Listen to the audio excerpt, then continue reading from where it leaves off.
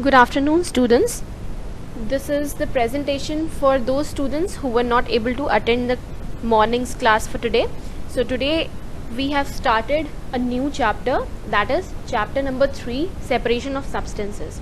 So in this presentation basically you will be given a small introduction regarding what is separation of substances and why it is needed. So let's begin with the introduction. So as I already mentioned, these are the things that you will be learning today. What is separation and what is the need for separation. So what do you mean by the word separation? This word means the act of moving two or more things apart.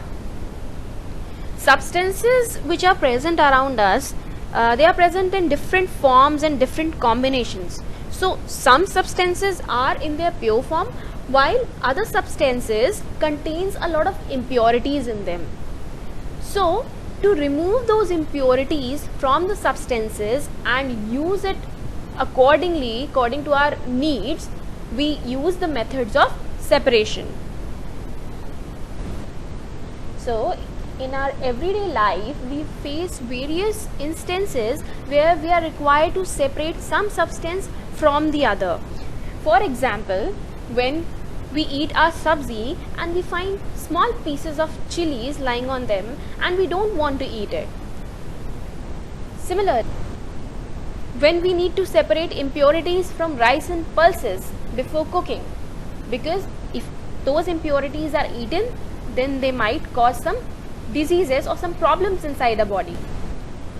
Similarly, we need to separate the peas from the pea pods before cooking, as the outer covering is not eaten.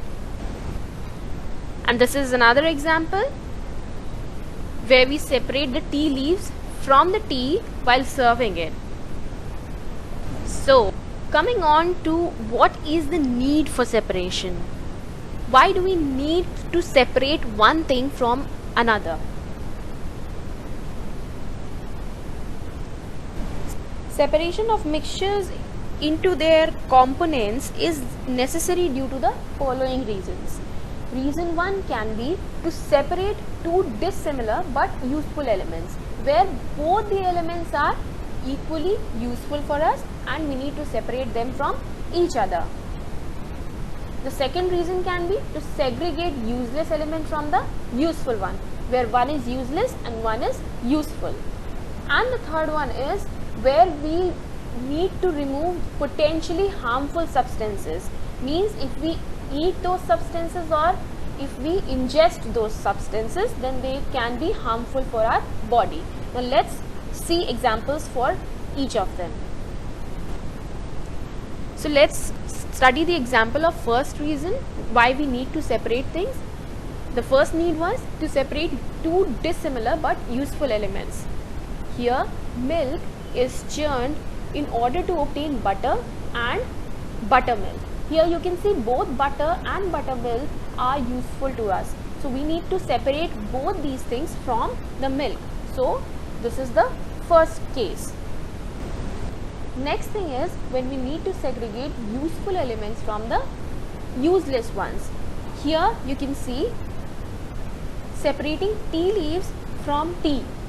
Here tea is useful for us, while the tea leaves, once they are used to obtain the color and flavor, they are not useful anymore to us, so we can throw them away.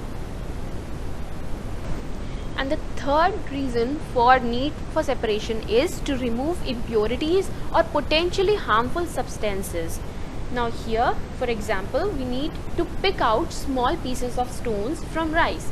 These stones, if they are eaten by us, they might result in injury to our internal organs, and if they are accumulated into our stomach over time, this might cause very lethal disease.